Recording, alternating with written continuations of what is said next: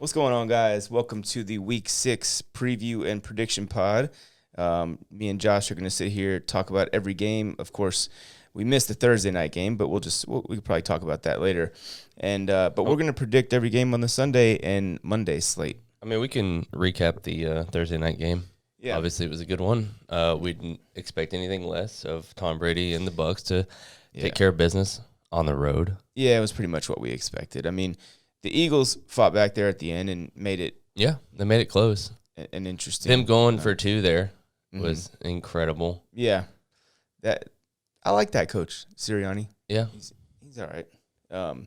He's doing a pretty good job. I just don't understand what the point of not running Miles Sanders at all. And then what was a big part of them coming back? Miles Sanders ripping off huge runs. Yeah, you know what I mean. Just he had one carry in the first half. Well, on that one drive that they ended up scoring on, it was all Miles Sanders, which they should have been doing all game. Yeah, because I understand the philosophy of, Tampa's so good against the run, let's just not even try. But the problem is if you don't have an elite offensive line and trio of receivers like the Cowboys and Rams do, then you have to have some type of balance because you can't do that. You're allowing that defensive coordinator Todd Bowles and those athletic edge rushers they have along with Vita Vea to just not even worry about the run and just to come after you. That's why those runs were so open, is because they were so used to they're not even trying to run on us. And then, but at that point it was obviously too little too late, essentially. I mean, it turned out, you know what I mean? So I just think that you got to come at them a little more balanced. And for the Eagles' sake, if I was an Eagles fan, I'd be so pissed off right now because Miles Sanders is a really, really good player, and it's they just don't want to use him. Yeah, I don't understand one carry in the first half. That's just not acceptable, especially in the NFL. I saw Field Yates tweeted out, and I think he credited this to the Fox broadcast team that no team has, or that's the lowest carries by a running back in any half of football this season. So it was incredible. But yeah, I mean, the on the other side of the ball, though, for fantasy purposes, Fournette did his thing. Yeah, he's firmly entrenched himself, and I think we talked about this in the last pod. But he's definitely their guy. You know what I mean, their number one, their running back. He is the guy. Anybody else, of course, right now is merely a handcuff, and I think that if anything, if Fournette were to miss any time, I think we'd probably see a combination because I don't think there's any scenario where Ronald Jones just steps up and he's the guy. Even Fournette misses a couple games. I think Ronald Jones is part of a committee with Gio and probably Keyshawn Vaughn as well. So. Yeah, and Mike Evans was a disappointment. It's just so tough with all the weapons that Tom Brady has. I should have known Darius Slade be covering Mike. I should have known that. I just was thinking about the matchup. Also, Tom Brady sees that. I mean, he's like, well, I have other weapons. Exactly. I don't need to attack. He's Darius why am I Slade. going to go after one of the best corners in football when I can just abuse everyone else? Right. And that's what he did. Yep. Antonio Brown had a game.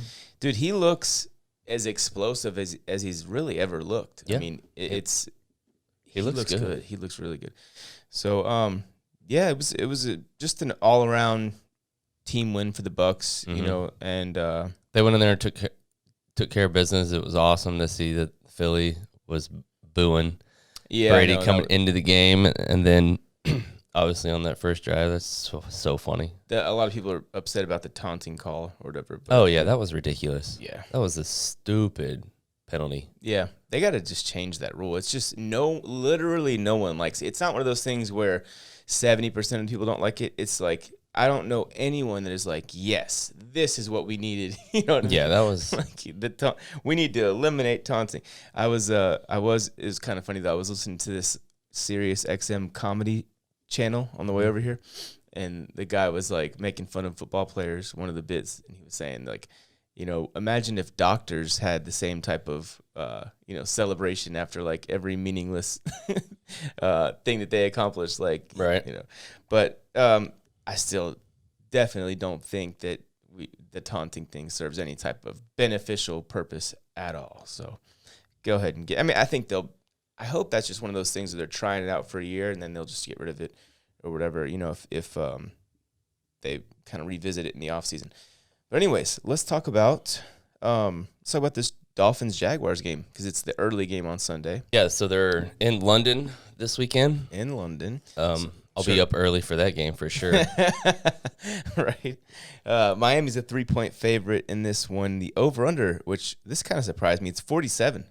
Wow. You know, it's a little bit higher than I was probably. And we were thinking the Jags are at home. I know, right? Yeah. I mean, that's how they I wonder what teams think about that when, like, I think it technically counts as a home game, doesn't it? Yeah, it does.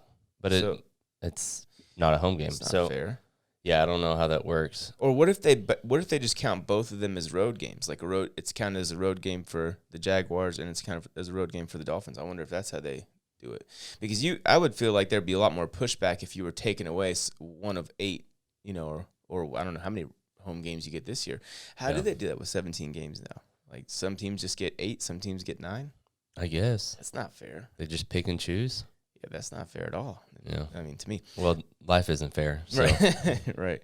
But okay, so I think this game, obviously, look, we need to see more from Trevor Lawrence. I took a poll on my Instagram and Twitter, and it was basically, and all I asked was I didn't ask if Trevor Lawrence is going to be a Hall of Famer. I asked if people think, I said, do you think Trevor Lawrence is going to be the Jaguars' starting quarterback for 10 years? And people, because essentially that's his rookie contract and then one more contract. That's not even 3. That's 2 contracts. And 60% of people said yes. It was round about 60% said yes. So that means the greatest quarterback prospect in NFL history many people were saying that about him, has lost the faith of 40% already. Yeah, after 5 games. Yeah, that's ridiculous. So I agree with you that that's ridiculous, but I also think that it's ridiculous to have ever called him the greatest quarterback prospect in NFL history. So, well, I don't think it was in NFL history. I think it was just the greatest prospect since Peyton Manning. Okay, but and Andrew Luck. In any case, I think that it was a ridiculous thing because I mean he was highly touted out of high school, obviously highly touted out of college because of the things he did in college, but he's got, you know, the prototypical quarterback build. He's got a strong arm. He's a runner. I mean, it's all there. Yeah. So far he's completing 59.4% of his passes. He's 0-5, and he's got 6 touchdowns to 8 picks, 6.5 yards per pass attempt. So he's not, 35 QBR and a 71.3 quarterback rating. So he's not been, basically as advertised. So I understand why people are losing a little bit of faith because, I mean, you can't possibly look at what he's done and gain faith. He doesn't have a single game where he's thrown more touchdowns than interceptions. He's had the same 3 touchdowns, 3 picks, 1-1, 0-0, but every game he's never had one of those games where he's thrown more touchdowns than picks. So that's not good. If there's a game for him to get it right, it's this game. Yeah, because the Dolphins have been just a punching bag lately. Yes. For anyone that comes in their way. They're allowing the 5th most fantasy points to the wide receiver position and the 2nd most to the RB position. So what about to the quarterback? I'm sure they're up there in that one as well because they definitely get. I mean, like I said, yeah, Brady went crazy. Brady had his first 405 touchdown game last week. So, they're getting smoked. I mean. This is a different one though. Like this could the 6th most fantasy points to the QB position. So, yeah. So I think this is where we see Trevor Lawrence kind of turn the corner here. I mean, this is his best option. Absolutely, because when you look at his schedule so far, has not been great. Right? He did play Houston week 1, but after that, that was his first game. Yeah, and he was on the road. After that, he's played Denver, very good defense. Arizona, pretty damn good defense themselves. Cincinnati, pretty good defense. And then Tennessee, which Tennessee's not necessarily a great defense, but he had maybe his best game of the year in that, or second best game of the year in that game against Tennessee. So this is definitely a get-right spot. I would say it's definitely a get-right spot for one of these teams. Mm-hmm. You know what I mean? So the Dolphins are a team that we looked at this year as Brian Flores is one of the best coaches and best young coaches in football. We looked at them as a team that, won, I think 10 games last year, I believe, and they didn't make the playoffs. But the point is, we looked at them as a team that might be ready to take that next step, and they've been awful. I think, what did they just win one game, and then they beat the Patriots in New England to start the season, and then haven't done shit. I haven't think they've won a game since. Yeah, they're 1-4 now. So they got shut out by the Bills in week 2, 35-0. They got beat by the Raiders, the Colts, and they got completely stomped by Tampa Bay. And so that's not cool. Myles Gaskin, by the way, I know he went off for a lot of people in fantasy last week, but he's only had one game all year with 10 or more carries. So it's been very weird usage. And I know they've definitely gotten their asses kicked pretty bad in some games, so game flow could be a part of that. Yeah, Tua's back this week. Yeah, so. Yeah. Is he? I knew he was. They were thinking about it. They announced it this morning. Okay, cool. So he's back. Brissett back to the bench. We get the reason why this game was a London game anyways. We get Tua versus Trevor Lawrence. Mm-hmm. So that'd be cool. I mean, it'll be a fun game to start the morning out. Yeah, I'm definitely. I mean, I'm a football junkie, so I'll watch anything, but right. Especially when it comes to pro football. But who do you like in this one? Hey, keep in mind, Miami's a 3-point favorite, and the over/under is 47. I like the Jags as the underdog. You do? Mm-hmm. Okay. Yeah, I believe in Trevor Lawrence and his get right game being this week. So I'm going Jags.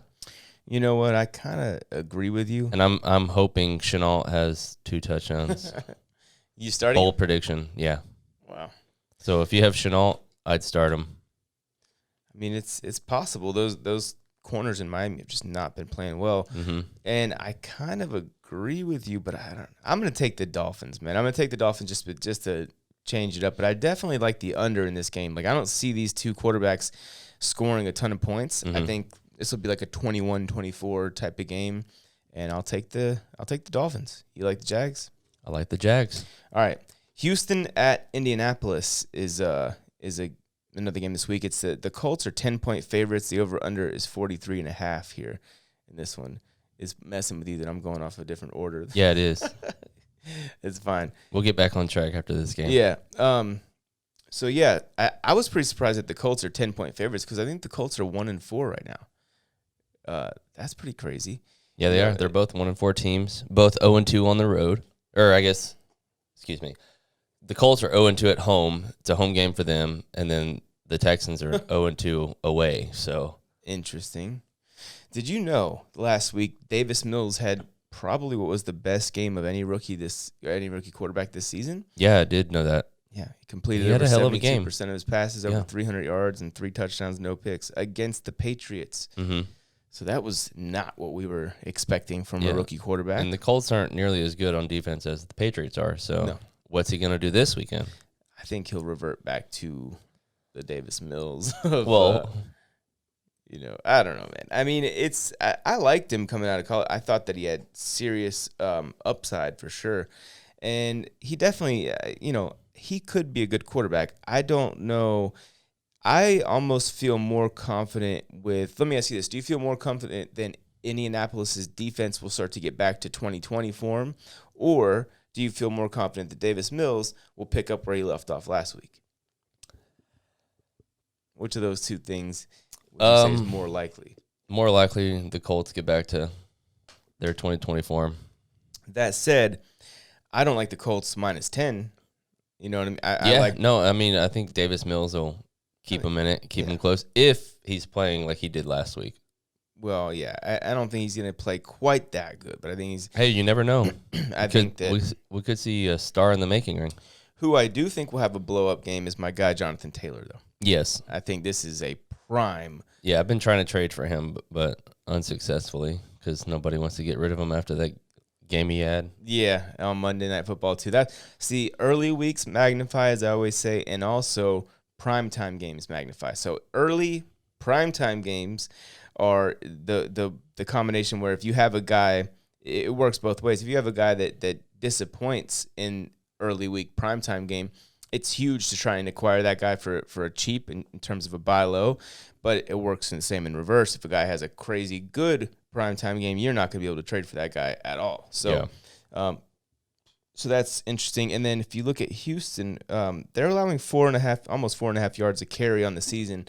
So the run defense hasn't been awful like the Chargers, shockingly enough, but they've been middle of the road at best. So I just think that Jonathan Taylor is in a spot where he's really gonna get.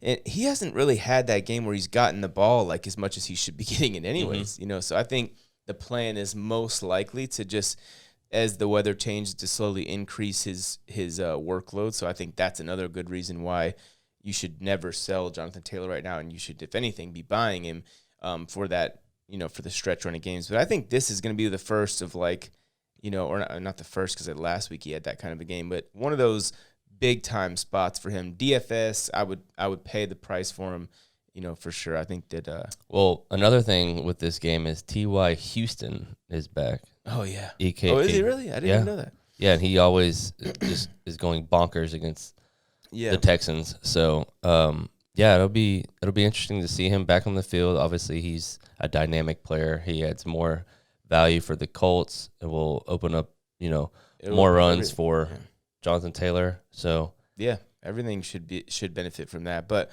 the over/under in this one, I don't know if I mentioned, is 43.5. So in 19 games against Houston, Hilton has 102 receptions, 1,800 yards, 11 touchdowns, and he's got 8 100-yard games. In 19 games? Yes. Okay. That's incredible. So it's just that when he's had his big games, he's gone completely crazy. I remember a couple of years ago, he went for like 200 yards. Like he goes for 200 against them sometimes. Yeah. So yeah, that's cool. I'm excited. I'm happy that he's back. I think the Colts are I would probably put them on this week's lock of the week, but I don't know, again, if I can.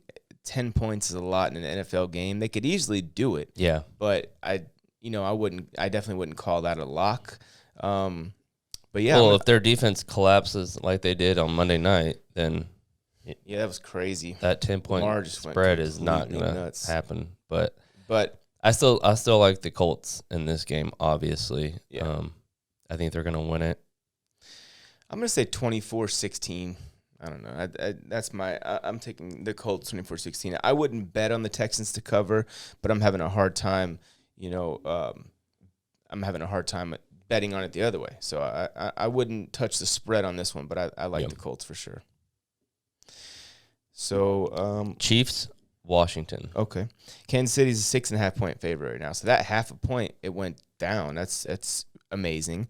At least at the time of this recording, it's 6.5, and then the over/under is 54.5. So I think Vegas has as much faith in Taylor Heinicke as I do, because I like it. I like him a lot this week. And when you look at these defenses, both allow over 30 points a game. The Chiefs allow a league worst 32.6, and Washington football team's right behind them at 31st in the NFL, allowing 31 points per game. So yeah, I went ahead and dropped Kirk Cousins, and I'm starting Heinicke. Good. Smart move. I like that a lot, because the Panthers, obviously, a tough matchup. But what'd you say you had the spread at? The spread is 6.5. Okay, yeah. It's still at 6.5, so. Wow.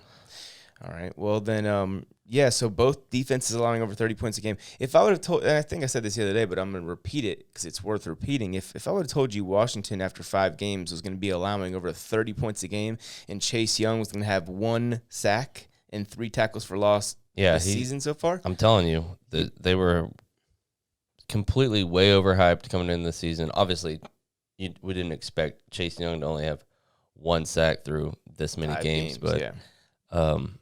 I just, their defense just isn't as good as everyone thought it was going to be, and 2, on the other side of the ball, the Chiefs, I mean, at this point in the season, Mahomes has 6 picks. Wow. Right now already, year, right? And he only had 6 all last year. So that's crazy.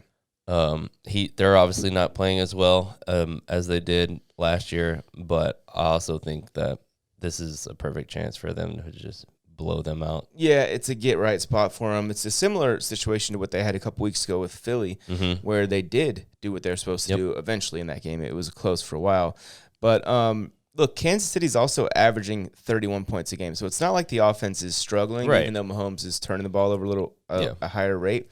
But Washington is averaging 24.6, and they only scored 22 last week. So I think Washington, like I said, everybody seems to be getting theirs in terms of what their offense can do against Kansas City this year. And Antonio Gibson, to me, is another – he's almost like a Jonathan Taylor spot of last week and this week. I think that when you look at the Chiefs, they allow over 5 yards to carry. And then when you look at what Gibson's been doing lately, he's been very heavily involved. And I'm assuming that he's healthy enough to be, to be an RB1, because he's RB14 right now in half PPR, but he's trending upwards very fast. So I do think that there's a chance that the Washington defense could have their kind of like, I wouldn't call it a get right spot because they're playing the Chiefs, but I think that they could make this a little bit more of a low scoring game than we expect by just being who they have the potential to be. Yeah. The talent is still obviously there. The coaching is there. It's just, it's been weird. They haven't been able, like the long touchdown pass Jameis threw at the end of the first half last week, just like shit like that is happening to them. And it's crazy. That rarely ever works on that Hail Mary at the end of the half. And so stuff like that could be spiking their what they're allowing in terms of points per game. But I think Chase Young just has to wreak havoc. He has to play better than what he has been, and we'll see what happens. But I know that, obviously Clyde's out. I don't think that's going to be a huge deal in this game. No, it'll be interesting to see what Darrell Williams does. Obviously, he's, their bell cow now. I guess they'll have McKinnon in the passing situations. Possibly. But Tyreek Hill is also banged up, and he's not a shoo-in to play this week. So, to a fantasy standpoint, if Tyreek Hill is out, you are 100% starting Mecole Hardman. I think he steps in and will play that Tyreek Hill role. I mean, obviously they've got Byron Pringle as well. Yeah. I think it'll be Mecole Hardman will be on the top of the depth chart for sure, but I think that it'll be a lot of you're replacing Tyreek Hill with a committee, you're doing it right. But I mean, Mecole Hardman has that ability to have that one game where he just goes nuts. Yeah, so he definitely does. But I think that if Tyreek Hill goes out, I almost think that the under intrigues me in this game if he doesn't play. I don't know. I think that's going to be a shootout, honestly. Very well could be. It's very likely, but I'm taking the over regardless, just because I think Mahomes is going to go nuts, and Heineke's gonna have to go nuts to keep up. Even if his going nuts is, and this is why I love. Yeah, he could literally have all garbage time. Yeah, he could go totally 25 for 50 and have 400 yards. And right. 4 picks, but and still 2 or 3 touchdowns. And you're good. Yeah. Yeah. Obviously, I don't think he's gonna have 4 picks considering how bad their defense is playing. Yeah, but he's still gonna. The thing about him is he's still gonna run the ball. Like, he's going to get 3 to 5 points off of just scrambling around and doing his thing like that. So I think Antonio Gibson has a good game. Oh yeah, this week. I was saying he's in a. To me, it's a blow up spot for him. It's going to be similar to what Jonathan Taylor did last week, and I think he'll do this week. So in this one, I'm taking the. I'm definitely taking the Chiefs. Mm-hmm. I'll be rooting for Washington because I love my guy Ron Rivera, but I'm going to say it's 31-28. I'll take the over. Chiefs in the over, but Washington covers. I could say 31-24, but you know what? I'll go 31-24. That changes everything. No, that's still the over. So yeah, Chiefs cover and everything. Yeah, I'm taking the Chiefs 100%. All right, Rams Giants. So I was just looking at this one. The Rams are 10-point favorites in New York. I thought that was crazy because when you look at these two teams, and I know that just kind of shows you how good the Rams are playing and how bad the Giants are this year. And yeah, the Vegas literally has no belief in the New York Football Giants by any means. I think Vegas is off base with this one because I think last week had Daniel Jones and Saquon Barkley not went out, but mainly if Daniel Jones had not won out of that game, I think we were robbed out of what would have been a very entertaining game. I think the Cowboys still would have won, but I think it would have been much more entertaining. We had Kadarius Toney go off. We had Galladay also leave the game, and go out. Well, the Giants are hurting right now. They have a lot of injuries. Yeah. I mean, obviously Saquon's out. But to be Daniel Jones might not play. 10-point underdog in your own stadium. Yeah, I mean, that's embarrassing for Giants fans, unfortunately for them. But the Rams are the Rams. I mean, they're the third best, second best team in the NFC right now. And obviously they're playing at a high level. Yeah, these two teams, and I know you don't make much of this, but I like to see this kind of stuff. They played last year, and they played in L.A., and the Rams won the game 17-9. Right. So the over-under in this one who was the Rams? The over-under in this game is 48.5. Who was the Rams quarterback last year? It was Jared Goff. He had a good game in that one. He completed 75% of his passes. He had a good game. It was evident that their game plan in that one was to just get the ball out quickly, so that McVay respects the Giants' front, which he should, and I still do. I think that similar to the Washington football team, I think that the Giants are a defense that's going to get better. It's not a matter of if, it's just a matter of when for that defense, because they're just too talented over there. Daniel Jones in that game against the Rams defense last year went 23 of 36 for 190 yards, so just 5.3 yards per attempt, 0 touchdowns, 1 pick, and he ran for 6 times for 45 yards. But I remember that game in that Daniel Jones had the ball in his hands driving down the field to potentially tie the game. Of course, they'd need a touchdown in the 2-point conversion. But then I think it was a tip ball interception that finally ended it. But it was a very competitive game. Darrell Henderson in that game, 8 carries, 31 yards rushing. So it wasn't, I think Malcolm Brown had like 9 carries for 30-something yards too. So they weren't it was just a good old-fashioned, defensive struggle for the most part in that game. But this year, right now, the Giants are allowing the 5th most rush yards a game at 138. They allowed over 200 last week to Dallas. That was, obviously not where they want to be. And the Rams are scoring about 28 points a game, and the Giants are allowing about 28 points a game. So, I understand where Vegas is coming from with the over-under being at 48.5, and I think that with that, they're expecting Daniel Jones to play, because otherwise, I don't see the Giants scoring. Yeah, I think Daniel Jones is on track to play, which is mind-boggling considering how bad he was hurt last Sunday. But hey, if he's ready, he's ready. Yeah. They have potential. They have potential, I would say, to keep this game close. But I mean, it could get out of hand quick. Yeah, I think the Rams win it, but I like the Giants to cover. I think the Rams win, say 24-20. Yeah. So I'm taking the Rams too, and fantasy purposes, I think Darrell Henderson has a good game. I'm hoping that Robert Woods kind of builds on what he did last week. I think he will. I think he'll have a pretty good game. But like with Cooper Kupp, obviously, I think he's going to continue to get his. I mean, I feel like he's averaging 10 targets a game at this point. You would have to imagine that James Bradbury will be covering Cooper Kupp based on just the fact that Kupp has been their top receiver this year so far. And so, yeah. Oh, by the way, Kupp over the last 2 weeks, I think I found this stat the other day. Over the last 2 weeks, Cooper Kupp has been like the wide receiver, I think 22 or 24, and Robert Woods, the wide receiver, 12. Yeah. So Cooper Kupp's averaging 11 targets a game. Yeah. He's That's getting wild.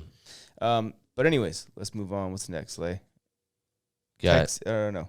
Bengals, Lions. That's gonna be awesome. No, actually, this game to me is more intriguing than probably some people would kind of think. Cincinnati is a 3.5-point favorite, and it's a 47-point over-under. That's intriguing to me because Cincinnati has scored 24 or fewer points in 4 of 5 games, including in 4 straight. So if you're saying the over-under is 47, I mean, you're basically – they have to score more than that. So Vegas is expecting Cincinnati to score more than that, and I understand why. But the Lions are a defense that's been weirdly good. Like, they've been good and bad. I mean, first the bad. They're allowing 9.3 yards per pass attempt, which is the worst in football. And they're playing a quarterback in Joe Burrow that has had 3 games where he's averaged over 9.5 yards per pass attempt. So yeah, they're averaging almost 28 points a game, or they're allowing almost 28 points a game on defense. Right. Okay, that makes sense. But again, the Bengals have scored 24 or fewer in 4 straight games. So something's got to give, I guess. Burrow has been good lately, almost 74% completion percentage over the last 3 weeks. He's averaging 267 yards a game, over 9 yards a pass, and 7 touchdowns to 3 picks. So it's all setting up nicely for the Bengals to be in that spot, and I like them too. We were talking about it in the start sits, like, we're starting Ja'Marr Chase over Justin Jefferson in one of those leagues or in one of those games, and Ja'Marr Chase is a must start this week, obviously. Yeah, for sure. And then you've got T. Higgins, another one that I think is, to me, I always view as a must start as well, unless you're just loaded at receiver. But I think that this is a game where it's one of those games where good teams win, right? And you're supposed to, if you're a good team, if you're Cincinnati and you are a good football team because you lost last week, you need to come in here and leave no doubt. You need to handle business from start to finish. It's just like the Jacksonville game from a couple weeks ago where I said the same thing before that game, and they came out and were losing. I think it was 14-0, right, early on, and then they ended up coming back to win the game. So all was fine. This one, the Lions are not going to lay down for anybody. They're going to come out and fight their asses off. Like, if you get up 14-0, they don't care. They're going to keep playing. Like, Niners were up on them 38-10 in week 1. And they came all the way back and almost tied the game. Yeah. It was so this guy, Dan Campbell, has the Lions fighting their asses off. Goff is playing pretty good football. I mean, because he's a pretty good quarterback. He doesn't have much in the way of weapons. To be fair, Matthew Stafford always had a whole lot more to work with than what Jared Goff has to work with this year. He's got guys that we don't even know who they are. Exactly. They literally have, outside of DeAndre Swift and TJ Hawkinson, who's there? It's, Amon-Ra St. Brown's I think he's a good start, by the way. He's been productive lately with, I think it's Cephas is hurt.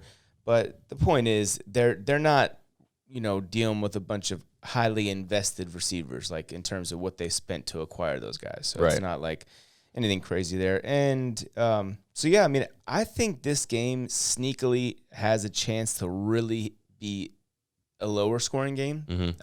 I could easily see it being like 24-10, 24-13. It's gonna be close. Yeah, I don't think the Lions are gonna get rolled over either. No, I don't think they are either. I mean, obviously Joe Burrow isn't, a superstar by any means at this point. Yeah, he's playing well lately. Yeah, he is. But I don't think that he just goes nuts against them. Obviously, like you said, Dan Campbell has them playing as well as they, possibly could be with their personnel. Yeah, exactly. And definitely playing at a passionate level. Yeah. But I'm taking the Bengals. Obviously, I think it's going to be close.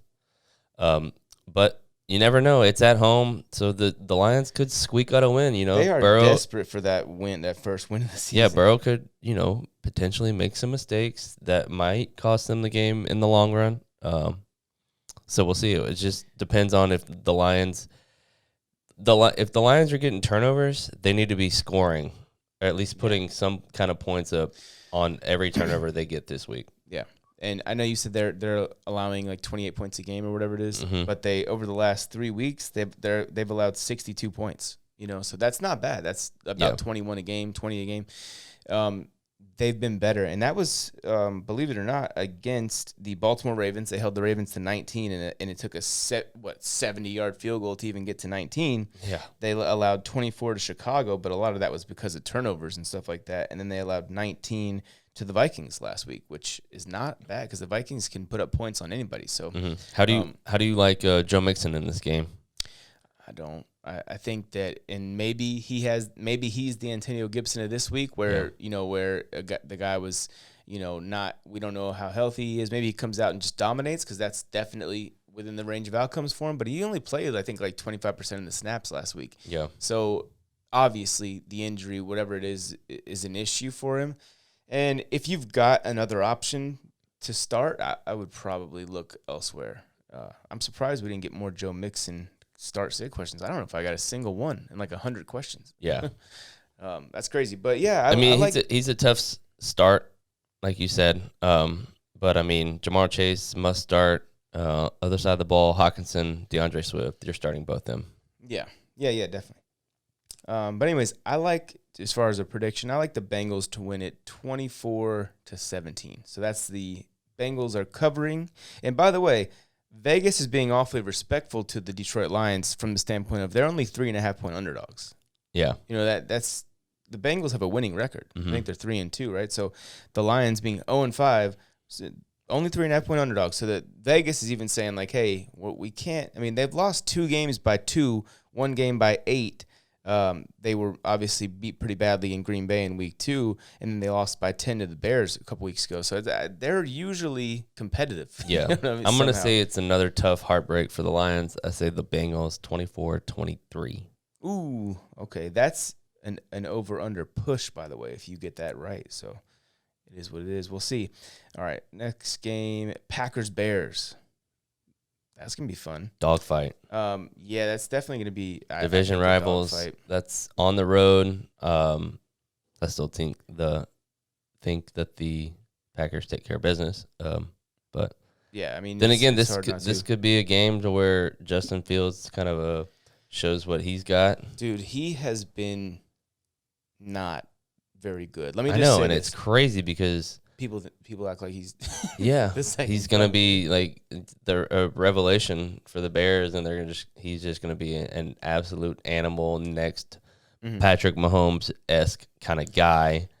Yeah. Obviously highly recruited out of high school, highly recruited out of college. I mean, did some amazing things in both of those leagues, but so far in the NFL, I mean, he's been mediocre at best, but he's only started 2 or 3 games at this point. 4 games. I mean, well, he's played in 4 straight games. I think he came off the bench in one of those with Dalton when Dalton got hurt. But right now, the Packers are 5.5-point favorites. Over under is 44. What does that tell you? To me, that says that Vegas has a whole lot of respect for this Bears defense, and that's even with Aaron Rodgers coming to town. What it also should tell you is that Chicago is they don't really score points. They're averaging 17.5 points over the last 4 games, and they're 3-1. They've won 3 of 4 games, but they're doing it at scoring 17 points a game basically. And they're also in this week they're working with their number 3 running back. So yeah, that's gonna be tough. Yeah, Fields in the last 4 games has completed 35 of 70 attempts, so 50% of his passes for 112 yards a game. That's 6.4 yards per pass attempt. 1 touchdown in 4 games. Yeah. 1 touchdown pass and 2 interceptions. Yeah, I don't feel confident starting anybody in fantasy on the Bears, unfortunately. I mean, obviously, if you have Khalil Herbert, you have to start him just because of the volume he's going to get. Exactly. But as far as receivers, I don't trust any of them, to be honest. I feel like if you're going to start anybody, could be a flyer, would be Justin Fields. Based solely on his running production, he could, run a couple in, maybe. And he might have to throw a bunch of passes because the Packers might get out. Yeah, I will. To a quick start. Which they probably will. Right. Davante Adams obviously is Davante Adams. Yeah. Aaron Jones, Randall Cobb could get off. It'll be a good game solely because it's a huge division rival. They've been playing each other for like 100 years now. So and the Bears defense usually makes things, at least for some of the game, makes things difficult. Yeah, on especially at home in Chicago. So the Packers, they're going to try and make it hard they're going to be bringing the heat, trying to get after Aaron Rodgers, because if they don't, they have no chance. So the Packers in that week 1 game against the Saints obviously got completely put the clamps on. They only scored 3 points. Since then, they've averaged 29.3 points a game, and they've won 4 straight. So, and they're also, by the way, they're only allowing in that time 21 points a game. So their defense has been pretty good, and I think that's another part of the reason why the over-under is so low here. But it's intriguing to me that the Packers are only 5.5-point favorites. I guess it's because, and it's not that, I guess when I look at it, I think you have the Rams as 10-point favorites over the Giants in New York, and then you've got the Bengals as only 3.5-point favorites over the Lions in Detroit, and then you've got the Packers 5.5-point favorites over the Bears. I get it because like the Bears have won 3 of 4 games, and they're quietly winning games. They're doing so with defense and running the football, all that kind of stuff. But man, this Packers defense is only allowing 21 a game, and they're scoring almost 30 a game over the last 4 on their 4-game win streak. So for me, it's very, very conceivable if you would have told me that the Giants would be 5.5-point underdogs and that the the Bears would be 10-point underdogs. It would have made sense to me. So I kind of like the Packers to cover this. I think they'll win it 28-17. Yeah, I'm taking the Packers all day. Yeah. And what would 28-17? That would be the Bears are going to come out and fight, though, because if they win this game, they'll grab a share of the lead in the NFC North, which is that ain't happening. Yeah, well, they're not beating them. I mean, Justin Fields is going to have to play legitimately good. Yes, right. Absolutely, and that's possible. I'm not saying it's not possible. I'm not at all, throwing out any hope that Justin Fields is going to be a good player. I said he was worth a top 5 pick in any draft, and I still think so, or at least in most drafts, because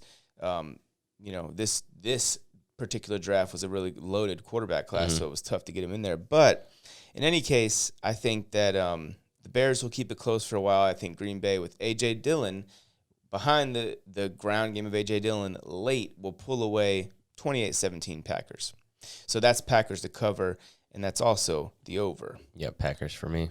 Yeah, this one's maybe my favorite game of the week. This is 100% game of the week. Chargers at the Ravens. Oh my God, this is gonna be a great game. I was watching last night. I was watching an interview Dan Patrick had with Justin Herbert, and this guy just loves the game of football. He literally. Dan Patrick was like, what do you do on your days off? He's like, well, usually just, watch film, work out. I'm in the building. And Dan Patrick's like, no, like, what do you do for fun? Like, is there a day where you can just like go play golf or play video games? Like, what do you do? And he's just like, I just, love football. So that's my fun, and That's awesome.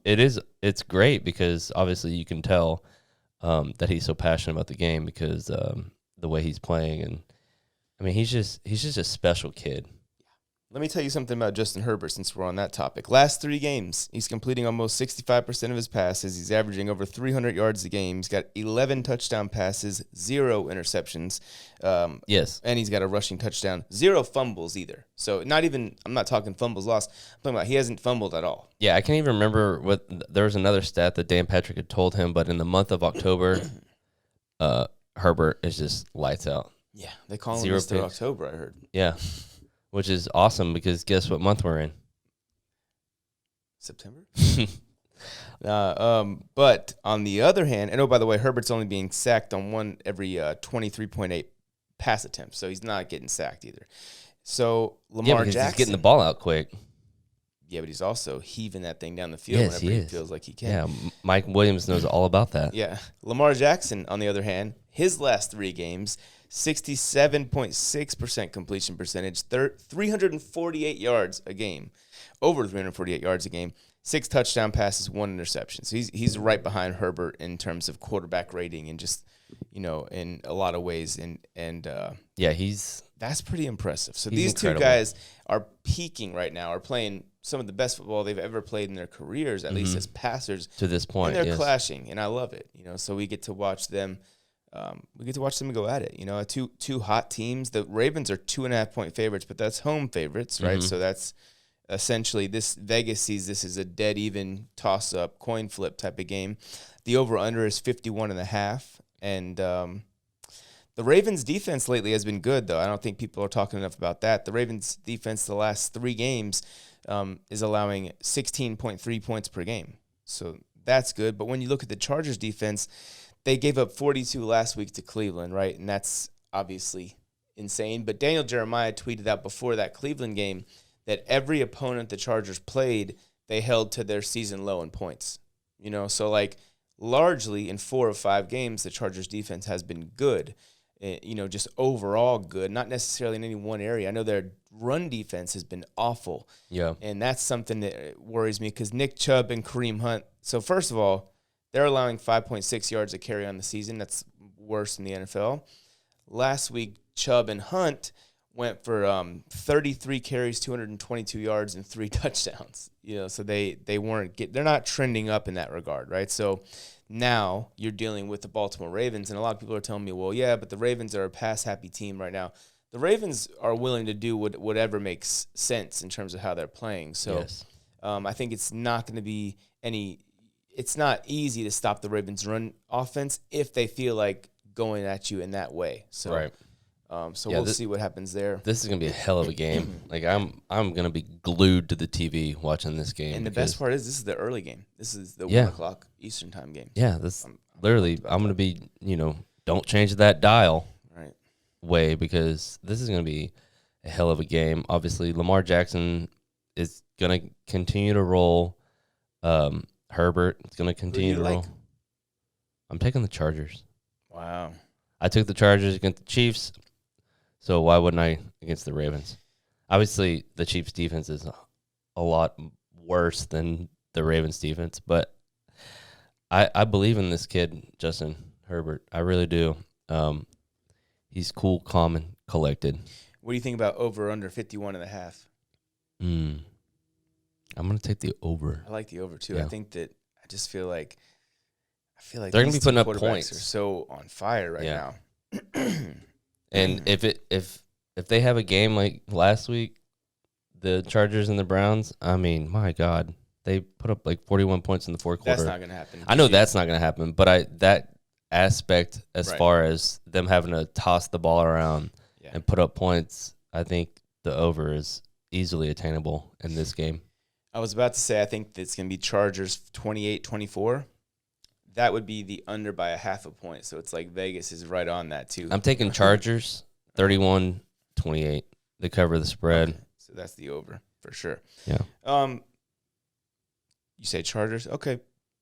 Man, the only thing that worries me is, again, the Chargers cannot stop the run. If you're a team that can't stop the run, you're playing the Ravens. They're gonna come out in that smash mouth but they all they have for their run game essentially right now is Lamar Jackson. Yeah. I mean, they're down to like their fifth running back. So no, did you hear that teams have been reaching out to the Ravens in regards to trading for one of their running backs? That's incredible. It is. I mean, Rashad Bateman's supposed to be coming out soon. I think this week or next week. I think it's next week. So if in fantasy you could be a week early and go snag Bateman, because I mean, you're probably right. He's probably available in quite a few leagues. Yes, I'm sure he's available in a lot of leagues, and I think if you get him now, you'll be a week ahead where you won't have to use your waiver on him, and you'll be ready to roll him out in the next couple weeks, because apparently this kid's he's pretty damn good. He's rostered in 25% of leagues right now, in Yahoo leagues at least. Yeah, that's not a lot at all. No. Including our league, he is rostered. Yeah, I think in 12-team leagues, you stash him on your bench right now. So if you're listening to this, go look at the free agent list, and if you see Rashad Bateman, you can drop your worst player and just stash him. Drop your kicker. Yeah, drop your kicker, and you can always go. He might not play this week, so you might not. Yeah, but then again, you have him. You don't have to worry about it. Even if he doesn't play this week, he should be ready to go next week, and they might as well just throw him into the Lions den, because they literally have no other option at this point at running back except Lamar. I'm gonna, as far as my prediction for this game, I'm gonna say 28-27 Chargers. That's the over, and that's a just an outright win for the Chargers. So I'm taking the Chargers. Anyways. Yeah. I'm taking the Chargers. All right, my squad. We got Vikings at Panthers in this one. And talk about a get-right game for Sam Darnold. He needs to get back on track here after the last couple of weeks. Trying to be positive on my... C-Mac, I don't think is going to play. He didn't practice Wednesday nor yesterday. Obviously, it's still early right now, so there's no reports of practice yet today, but he's not playing. It's looking grim. Yeah. I think they're basically just trying to hold him out as long as possible to get him as healthy as possible, because obviously we know he's got history with injury, and they want to make sure if they're going to throw his ass back out there that he is 100% ready to go and doesn't, further tweak or, get hurt again, because he's obviously their best player. Yeah, and they need him desperately. They really need him, because then again, it helps out Carolina in overall, because he's their best skill player. So right. But yeah, it's looking grim this week. So no, he's not playing. So the Panthers are the 2.5-point favorite in this game. Over-under is 45.5, which I found interesting because that's more than the over-under in the Chicago Green Bay game. Mm-hmm. So they think that the Vikings-Panthers is going to be more high-scoring, at least by 1.5, than the Chicago Green Bay game, which to me is kind of bonkers because when you look at the Panthers, they've allowed point totals of 14, 7, 9, and 21 when you exclude the Dallas game from it, right? So that's 4 of their 5 games where the most anyone's ever scored is 21, and that's a total of 12.8 points per game allowed in those 4 games. Minnesota has only averaged 22.6 a game this season. They have, however, scored over 30 twice. So when you look at them from that standpoint, you can kind of see why Vegas is a little uneasy about what to do with this spread. But the last 2 weeks, the Vikings have a combined 26 points. They've scored 26 points in 2 weeks. So that's something I'm looking for. The scoring in general is going to be interesting to me. The Panthers are averaging 23 points per game. When you look at Sam Darnold, right, he is a guy that came out in the first, 3 games, I think it was, and he had only thrown 1 interception. Over the last 2 games, he's thrown 5 interceptions. 5. And his yards per attempt is down to 6.3. His pass yards per game, he was right at 300 yards a game. Now he's at 239 a game over the last 2. So he is, I feel like he's, like if he was hanging on from a cliff, he's starting to slip right now. Mm-hmm. You know what I mean? And I'm worried that he's turning back into the guy he's always been. I definitely have that concern. Well, like we said, this is a get right game for him. I mean, maybe at home. I mean, he's got to turn it around. Like you said, like he can't revert back to who he was. Mm-hmm. He needs to play like he did beginning of the season. Obviously, Christian McCaffrey being out doesn't help, but it's no excuses. He got plenty of weapons. Yeah, you're right. And DJ Moore is a prime example of that. That guy's a freak. So you got to somehow get him the ball because he is a playmaker in itself. Mm. And obviously, I think it will help out the overall. So here's my concern as a Panther fan because I want us to win. As a Panther fan, I look at the Vikings, right, and I see that they get pressure.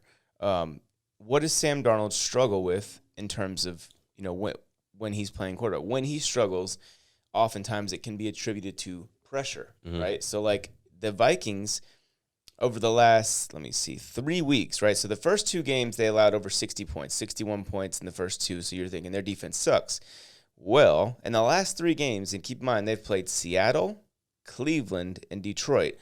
So yeah, Detroit's not the greatest opponent, but other than that, they played really good offenses, right? The Seahawks, Russell Wilson, and then Cleveland.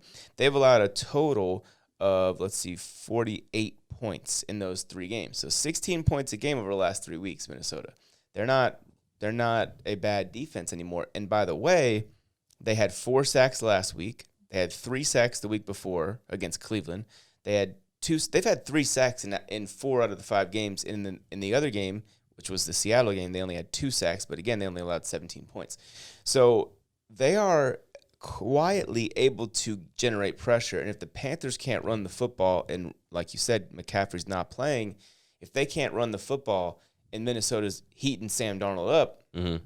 it might lead to a bad outing, right? Yeah. And I think that if Sam has a bad game, I even saw some people just after it was early in the game last week, and they were basically saying the Panthers have to, try and find a way to trade up and get a quarterback. So like that quick is how quick things can change in this league, and in terms of at least media and fan expectations. But well, for the Vikings, Dalvin Cook is back this week, so he is a full go. Which will help them out tremendously, obviously, because it's Dalvin Cook. Mm-hmm. But I think this is going to be another good close game. I think it's going to be low scoring. Yeah. I don't think it's going to. Yeah, it's definitely not. Definitely doesn't have the potential of a freaking shootout. Right. Just because of the way Kirk Cousins, 1, and 2, Sam Darnold have been playing as of late. So I'm going with the Panthers in this one. I think they win it. I think it's going to be close, low scoring, but I'm taking the Panthers.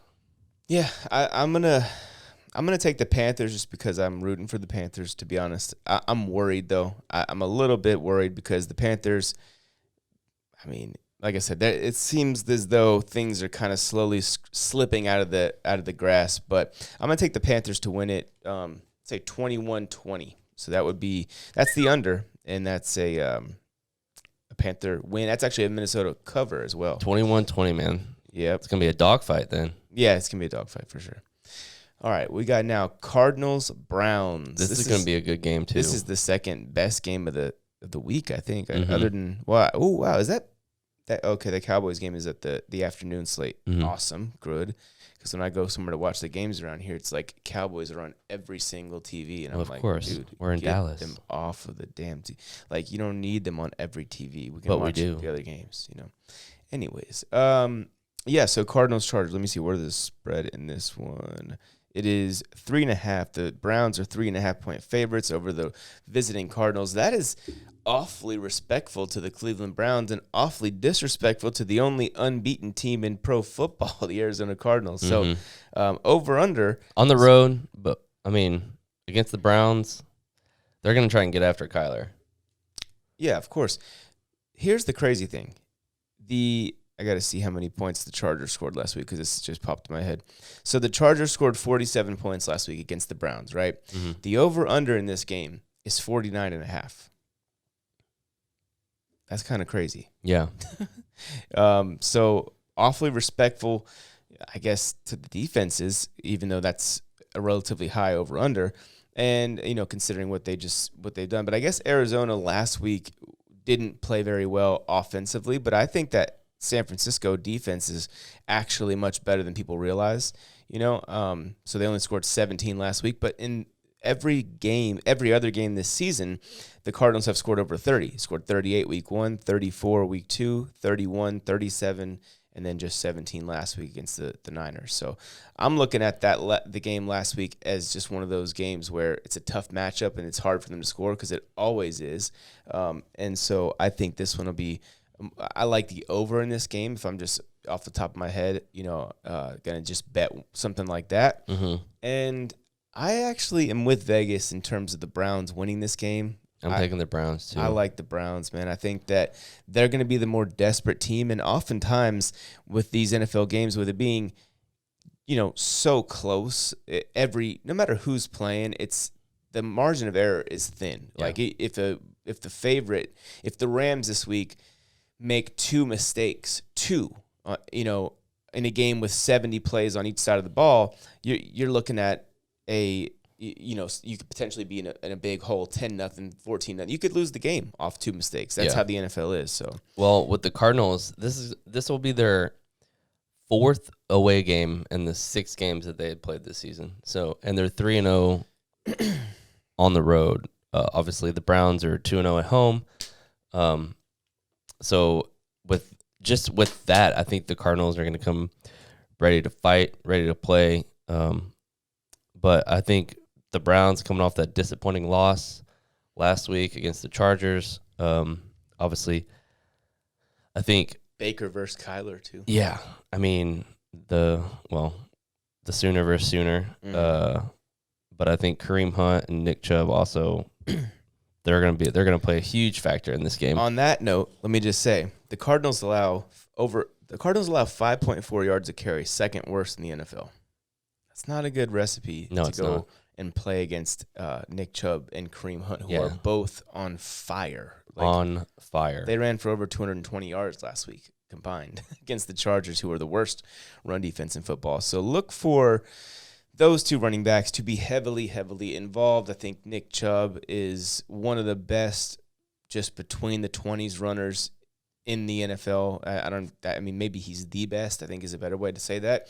And then Kareem Hunt, he's got the role of goal line back and receiving back, you know, so like they're going to be a 50-50 running back by committee. They're just so damn good, and the Browns are so committed to running the football that they're both going to get, you know, Nick Chubb's going to run the ball 20 times. Kareem Hunt's going to touch it 15. Mm-hmm. So it's just that simple. Kareem's probably going to catch 3 to 5 passes and run it, you know, another whatever it is.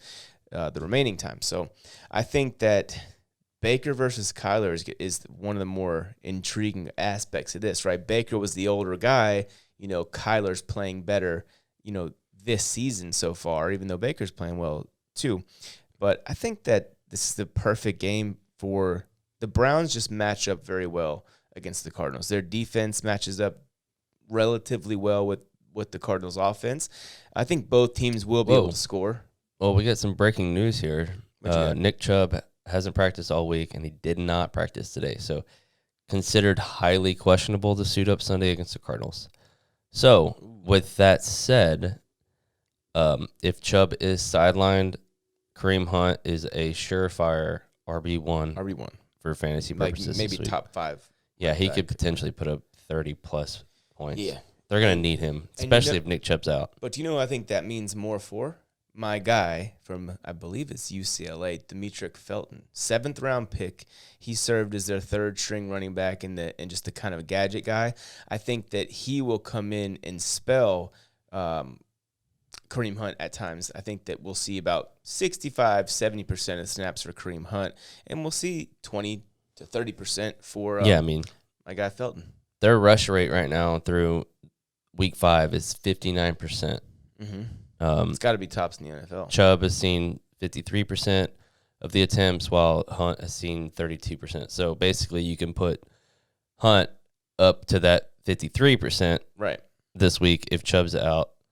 And again, against an Arizona defense that allows the second most rush yards per attempt. So wow, yeah, I didn't know. Chubb was hurt. Was aching, yeah. So that's a good thing. And it's a calf injury, and you need your calves to run. So. That's very true. But in terms of picking this game, I'm going to take the Cleveland Browns, as we both mentioned. I'm going to take them to win it 28-24. Yeah, I'm taking the Browns to give the Cardinals their first loss of the season. It's going to be a close one, but I'm taking the Browns. So that, for me, would be the Browns covering by 0.5 point, and that's also the over. So, so that's what that is. Now, next game. Raiders, Broncos. That's going to be fun. This will be interesting to see. Action. It'll be interesting to see how the Raiders come out and play this week, considering their circumstances that they're under. Yeah, I have a bad feeling for the Raiders. I think that it's kind of going to come tumbling down. Well, let's hope not for their sake. Yeah, I can hope not, but I'm just telling you what I think. I think the Broncos are a bad matchup right now with all that's going on in Vegas. Yeah, and it's Raiders are on the road. Obviously, they're not traveling far. But yeah, man, like you said, the wheels could come off for the Raiders. Denver's one of the best defenses in the NFL, and against the run, against the pass, they're good at everything. They're scary to they're really good at everything. Teddy Bridgewater doesn't strike fear in anyone's heart, and the Vegas Raiders they allow the third fewest yards per pass attempt at 5.7. But the Broncos Do you think they do anything differently on offense as far as the Raiders play calling wise with Gruden gone? Well, yeah, I mean there'll be maybe some tendency breakers in there, in that it's just a different dude calling the shots. Yeah. I don't know if that's a good thing, though. Yeah, I don't know. You don't have to like John Gruden to admit that he was good at what he did, And so yeah, I mean, I think this is going to be a defensive struggle type of game, as my just intuition on it. Yeah, I mean, up to this point, the Raiders have had a tough go at it with the running game. Yeah, they haven't been very efficient at all in terms of running the ball. And, Josh Jacobs is not really able to create his own yards on a consistent basis. So right now, Las Vegas ranks 31st, averaging 3.25 yards per carry. Ooh, that's ugly. That is super ugly. And they're playing one of the best run defenses in football, the Broncos. I think they're top 5. I just saw run defense. So Von Miller's going to be ready to eat. Yeah. Derek Carr did, and, if you're looking for optimism, he did beat the Broncos last year in Denver in Week 17, and he did so 32-31. He threw for 371 yards, 2 touchdowns, 2 picks. So that's, I guess, if you're looking for some type of optimism, they were able to beat the Broncos in a shootout. Now, they did get beat in Vegas earlier in the year, 37-12, and Carr was held to 154 yards and 0 touchdowns. So, that is what it is. But I think in this game, to me, it could go one of two ways, just like all these situations. The team could rally around each other in this situation, and they could play extremely inspired football and really give it their absolute best. Or it could just be one of those games where they come out flat, and Denver is a team that's playing pretty well right now. And you don't want to come out flat against them, especially in their house. Yeah. And Teddy Bridgewater, even though we make fun of him, right? Yeah, he's gonna do his thing. He's gonna manage the game efficiently, like he typically does. Teddy's playing good football. He's not against the Steelers last week. But he's not gonna have mind blowing stats. He's just gonna do what it takes to win the game. Is it possible that Teddy Bridgewater is better than Sam Darnold? No, I don't think he's better, but I'm not saying he's not more talented. Yeah, I'm just saying, is it possible he's just a better football? Like Tom Brady's not the most talented quarterback in the NFL, but he's the best. So he's the GOAT. But he's the best. I think he's still the best quarterback in the league right now, to be honest. But that's besides the point. What I'm better saying than is Lamar Jackson. Yeah, I think that Tom Brady is the best quarterback in football right now. But the point is, I think Teddy Bridgewater is better than Sam Darnold. Okay. At least right now, right? Like Darnold's got he's thrown 5 interceptions. Roll didn't think so. Dude, check this out. Sam Darnold against the Cowboys and Eagles last 2 weeks has thrown 5 interceptions. Like, what's going on? And they were all on him, and he got lucky because he usually has like those 10 passes that he's throwing downfield are usually going to C-Mac on the checkdowns. So it's like, I mean, Chuba Hubbard caught 5 passes. So it wasn't even, he still had a running back that was able to catch the football. Yeah. But when you look at Teddy, man, Teddy's thrown 1 pick all year. Yeah, I mean, like I said, he's an efficient game manager. He doesn't he's not the quarterback to go out there and make a ton of mistakes. He plays safe football, I guess you would call it. Yeah, he's not going to throw 40 touchdown passes in the season. Yeah, he's not going to go out there and just slang the rock around like he's, Tom Brady or Justin Herbert. But, right. I mean, as far as being better than Darnold, I don't know. It's close. With close. The way that Darnold has played the last 2 weeks, I would say yes. Right. I mean, that's just the way the NFL is. There's only 1 game a week, so if you have 2 bad games in a row, that's 14 days, 21 days, I think, until you play your 3rd one. So it's like it messes with the head. But yeah, for sure. But yeah, I mean, I think that the Raiders defense has actually been okay this year. So that's the good news for them. And on that side of it, they should pretty much well be intact, right? Like their defensive coordinator and all that, I'm assuming, is the same. Yeah. So, but I just think you're going to Denver. I think it's either going to be an extremely inspired effort by the Raiders, or it's going to be the Broncos roll. And I'm taking the Broncos. Taking the Broncos. I am as well. Let me see what the spread is in this one because I didn't get a chance to look at 4. this before. Okay, it's 4. Yeah, over under is 44. Okay. Yeah, I like the Broncos, man. I like them to win. I would say like 23. No, I'm taking them to cover the spread. I'm taking them 27-20. Yeah, I like them 27-17. I like them even bigger than that because I have a feeling that the Raiders are just going to have – the Raiders have been one of those teams that oftentimes those trends show you where they're headed, and I think that the way they've been trending lately has not been good. So – I take the Broncos 27-17, and that is the over under. That's a push. It's a push on that. So, anyways, let's see. What do we got now? Cowboys Patriots. This is gonna be a good game. Yeah. It's gonna be I take that back. It's gonna be a great game. You made a funny comment the other day when we were doing the start sits. You said the Patriots were gonna be playing from behind. They are. I don't know about that. They will be. I think the Cowboys are gonna be playing from behind. This game is in New England. It's in New England, but Belichick is pissed because they're 0-3 at home right now. They let Davis Mills go 300 yards and 72% completion with 3 touchdowns and no picks last week. They are going to be pissed off. They're 0-3 at home. I don't give a damn. That's even more of a reason for they're due. Yeah, they might be due, but it ain't going to be.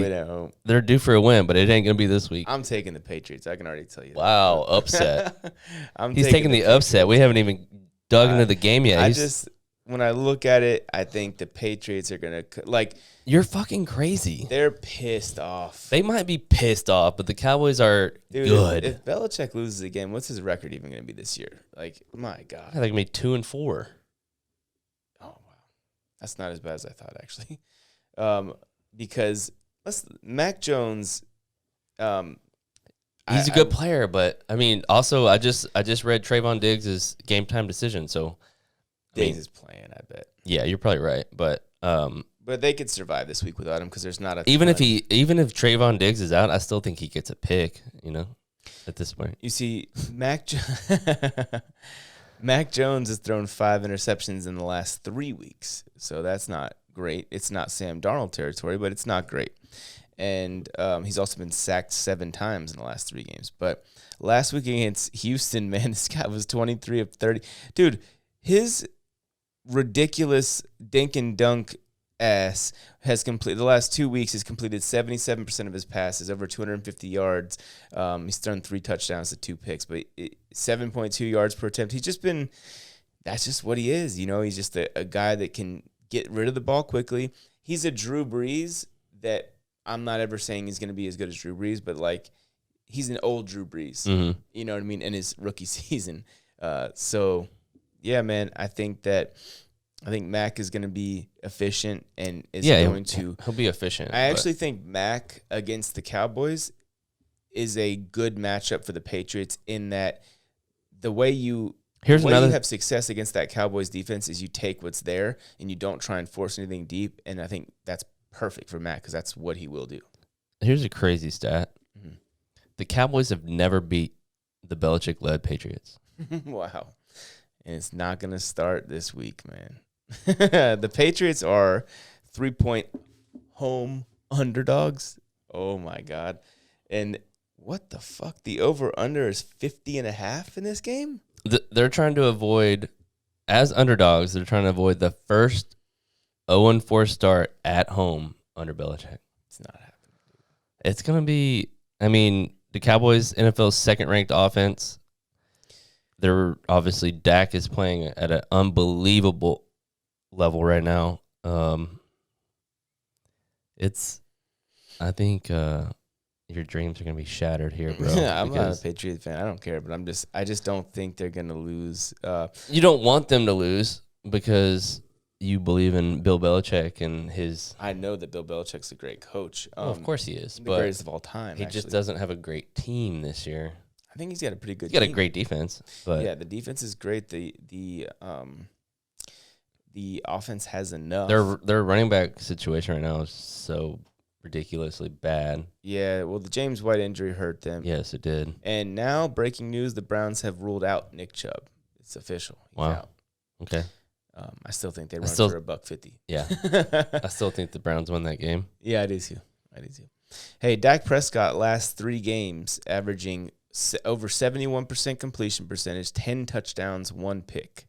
So he has lost 2 fumbles as well in that range, but he's been cruising right along. They've handily beat their last 3 opponents, which have been the Eagles, the Panthers, and the Giants. And now they go into New England. They're going to drop this game and turn to 4-2. And guess what? Everything will still be ahead of them at 4-2. So don't worry about it. You know what I mean? They'll be okay. But they're losing this one. Fantasy purposes, I like CeeDee Lamb in this one. Yes. Yeah. Because I think J.C. Jackson's going to lock up Amari Cooper. And it's likely that CeeDee Lamb's a bad matchup for their other corners, in my opinion. So I agree with you there. I like CeeDee. Yeah. But I think the Patriots are going to stop the run. I think they're going to emphasize stopping the run, and I think they're going to do it successfully because they're the freaking Patriots, and they're just Belichick is Belichick. Look, people give Belichick a lot of shit, and I think he's well aware of it, and I think he's going to make sure that playing the Cowboys brings a whole nother level of attention. Playing the Cowboys in a week where there's, where you're the quote unquote game of the week, right? Because there's only 2 other 4:00 games, one of them being the Raiders and Broncos, and then the other one is starts 20 minutes earlier. That's the Cardinals-Browns. So the spotlight is going to be in some ways shined on the Patriots, and they have the 6th best run defense in the NFL, allowing just 3.6 yards. 3.8 yards a carry. I think they're going to win this game. I think they're going to surprise everybody. They're going to win it. I definitely like the under in this one. I think Patriots win 23-20. I'm taking the Cowboys. I knew. Taking the Cowboys all day. What about the score? Give me a score so I can see if you like the over-under. You're not going to like this one. Go for it. 31-21 Cowboys. That's the over. That works for the over. So okay, I'm with you. Let's go. What we got next? We got the Sunday night game. Seahawks Steelers. Yep. Wow, how about that? No Russell Wilson. Yeah, this is it's gonna be a tough night for the Seahawks. Unfortunately, obviously Pittsburgh isn't super good, but Najee Harris is gonna continue to put the team on his back. Yeah, he's finally going to be able to, I think. Because they need to be giving him 20-plus carries a game. Absolutely. They did it last week, and you saw the results. Mm-hmm. They're going to probably even give him a little, 2, 3, maybe 4 more opportunities out of the backfield this week. I mean, he's playing 87% of the snaps or something crazy like you said? Yes, 87%, dude. That's wild. Yeah. So, and I love it, though, for fantasy purposes. And here's the bad thing. This is sort of like the Arizona-Cleveland game, mm-hmm. where the Seahawks right now are allowing the 2nd most rush yards per game. And so it lines up perfectly for a trending up Najee Harris to go in there and just abuse them. Yeah. On Sunday Juju Night Smith Football, is out for the season. We don't like – I think we talked about it in our start-sit episode that we don't really like Claypool this week. Yeah. So, I mean, I feel like it's obviously they still have Deontay Johnson. So, I think it's going to be. Deontay's always going to get his. Mm-hmm. I think it's going to be Najee Harris, Deontay Johnson kind of game. Mm-hmm. We saw Ben Roethlisberger have the deep ball back last week. It's weird. His arm is probably sore as fuck right now because of that. His arm is probably shot right now. Yeah, so I don't see him doing that again, but I also don't see them losing this game either. Only because they have Geno Smith on the other side of the ball. And it's no disrespect to Geno. He came in there under the circumstances he had last week and played a hell of a game with what he could. But, I mean, we know who Geno Smith is. Right, and the Pittsburgh Steelers defense is still very good. It's just that sometimes we forget how good a defense is because their offense is no good. Mm-hmm. And what happens is their defense is put on the field 1,000 times, right away. They're not. If the offense doesn't sustain drives, that's why a lot of people they think I'm stupid when I say it's not always about scoring points immediately. Mm-hmm. It's not, because you also need to be able to sustain some drives every now and then, and right. And that's why running the ball is also very important. Because if you put your defense right back on the field, they're gonna give up some points. They're gonna be tired. You know what I mean? And if they're tired, you're gonna be playing lower guys in the depth chart and who knows things like that. So the offensive line for the Steelers has been absolutely horrible this year, but they played a good game last week. So I don't know if they're just getting young. better. Yeah, they're just young. So as the season goes on, they're learning from their mistakes, I guess you would say. So, which obviously we saw what Najee was able to do last week. I think that showed them we need to give this kid the football. Mm-hmm. He's clearly the guy in terms of playing 90% of the snaps almost. But so Pittsburgh is a 5-point favorite here. You like that spread? I think they're going to cover that. To be honest, I like that a lot actually. And the over/under is 42.5. I like them. I like the Steelers 27-17. I'm pretty much right there with you. I'll say 27-13 just to be a little well. And it sucks for people, that are holding, that have, Lockett and DK Metcalf for fantasy purposes. Unfortunately, they're just Yeah, just stick it out. I mean, don't sell low on Geno, whoever, we don't know who Geno likes, who he's, there's going to be that one guy that he's always looking for. I think that this hurts Lockett more than it does DK. I also think that who's their tight end? What's his name? It's Gerald Everett. Yeah. Okay. Is he playing though? Because I think he had COVID. Did he?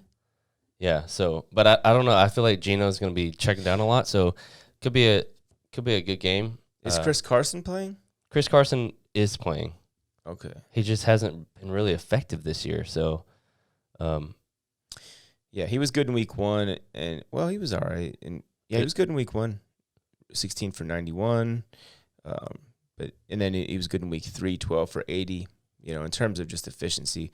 But then that game against San Francisco, he wasn't very good, and then of course he missed last week. So yeah, I mean, Chris Carson has yet to pop off this year. But then again, that also has to do with his lack of attempts. They haven't really been giving him the ball. So he carried the ball 16 times in week 1 and hasn't gone over 13 carries in the last 3 appearances.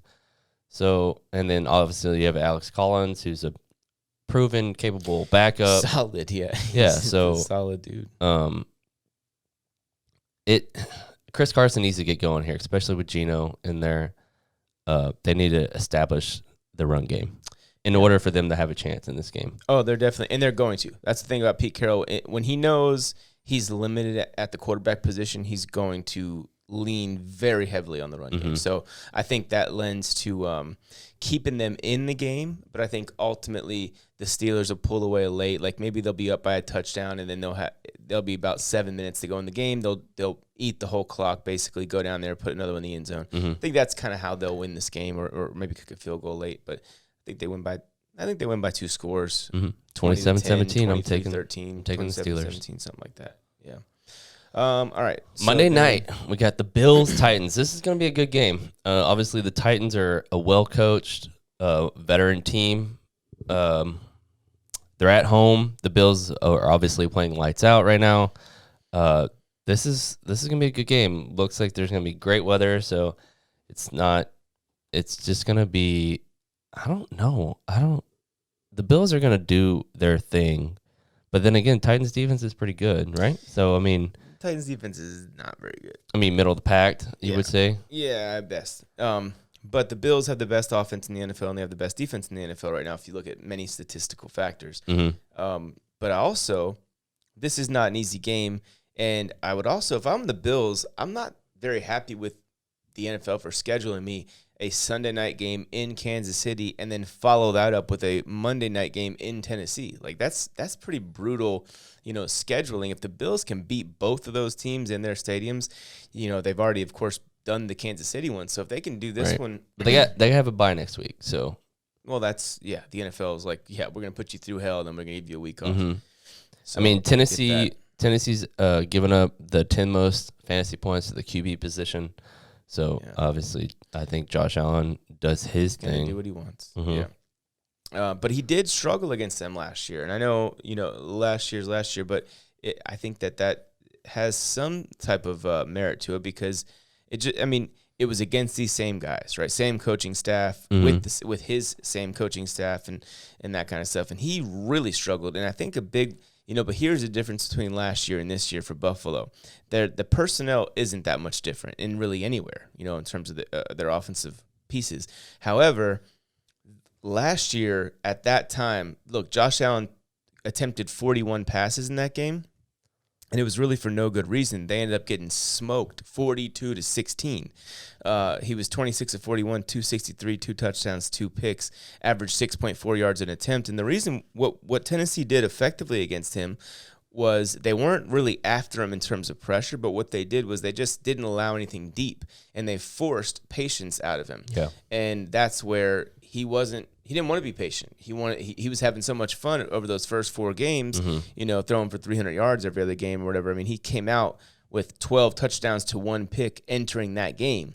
So the Bills coaching staff got a little excited, and they were just like, we're just going to pass every play. And we wanted to force those plays down the field, But the Titans were like, we're not going to let you do that. Yeah. And that was kind of the death of them. Stephon Diggs only has one touchdown this year so far. Tennessee, I just looked, is giving up the most points to the wide receiver position. Oh, it's a get-right game for Diggs. Yes, I think Diggs gets in the end zone once, maybe twice on Monday night. Obviously, with that said, I like the Bills in this game.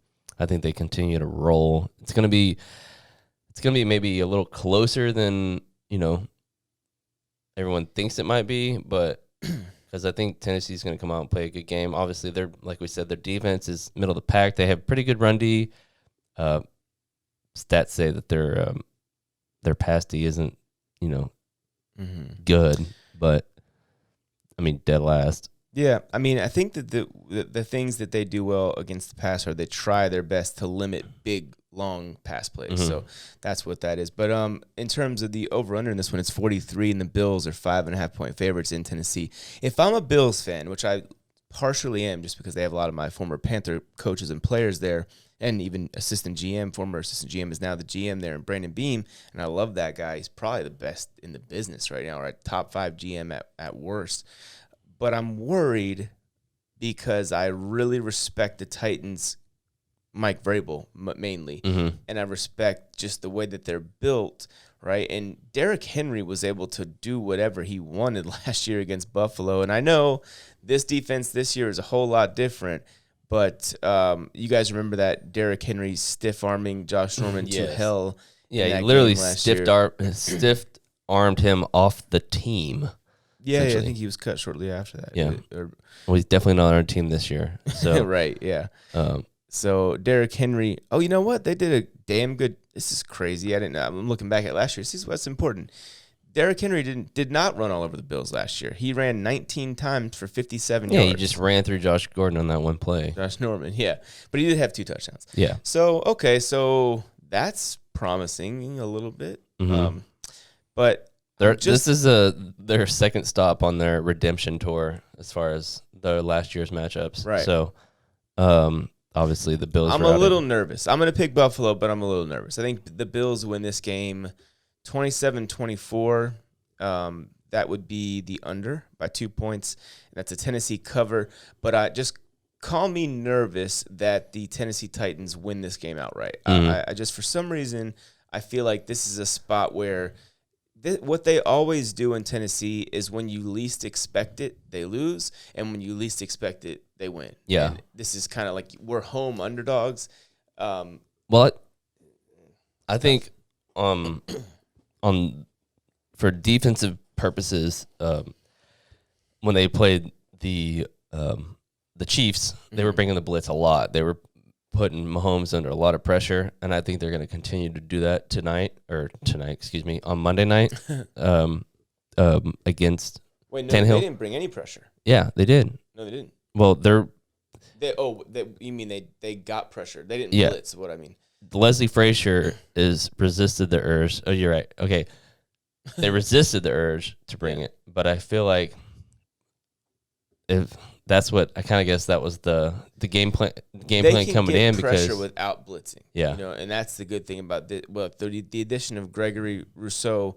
That guy's been such a better player than I ever thought he could be because I never saw him win against college offensive tackles, and I don't know what they're doing in Buffalo. Everything just worked. Like their draft picks have been awesome since Brandon Beam's got there, Sean McDermott. And so Rousseau has been their most played defensive lineman, and he's definitely been their most impactful from the standpoint of just making plays behind the line of scrimmage, whether it be pressures, sacks, tackles for loss, all that kind of stuff. Well, I feel like they're going to – what I was trying to get at is I think they're going to be bringing the blitz a lot more this game, considering that the Tennessee offensive line hasn't been very good because Tannehill has sacked a season high – or league high 20 times. Oh wow! This year, so I think they need to get the blitz going and get him under pressure. I think that means Tannehill needs to get rid of the ball probably quicker because he's used to holding it a little more. And I also think that they need to run the ball. Like it has to be effective if they want any chance of winning this game because Buffalo's the type of team that They're probably coming out there not just to get it back, but they're probably trying to embarrass them the way that they got embarrassed. Yes. And so we'll see. But yeah, I like the Bills to squeak this one out. I think it'll be closer than people think. I think Buffalo fans will have to sweat a little bit. They'll ultimately get the victory. But just, again, call me nervous. I'm a little nervous. I'm taking the Bills 35-27. 35-27.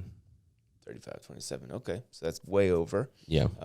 In regards to that. But yeah, so I guess that's the end of this this podcast, yeah. Yeah, that's the those are all the games for week 6. We got some great ones. Gonna be I feel like there's just great matchups every week at this point. That's how they do it. They're good at those schedules. They really are. And it's obviously still, early in the season, so we're starting to learn, more and more things about different teams week in and week out. But yeah, I guess we'll wrap it up here. Yeah. But be sure to like and subscribe. Comment what your favorite matchup is of the week. Obviously, if you have any more last-minute fantasy questions for the Fair Shake team, be sure to hit up the DMs. Be sure to hit up the comments. Wherever you think you can get in touch with us, hit us up, because we'll get your questions answered, and make sure you're ready to rock for kickoff on Sunday. So, you ready? I'm out. Yep, let's do it. Cool. All right, well, we'll see you in the next one.